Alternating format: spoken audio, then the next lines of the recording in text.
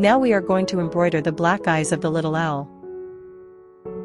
Since the black thread isn't noticeable against the dark blue fabric, you can skip this step entirely.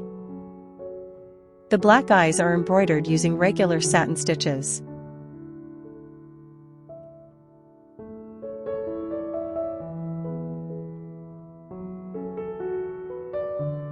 If necessary, you can refer to the satin stitch video in the basic stitches section.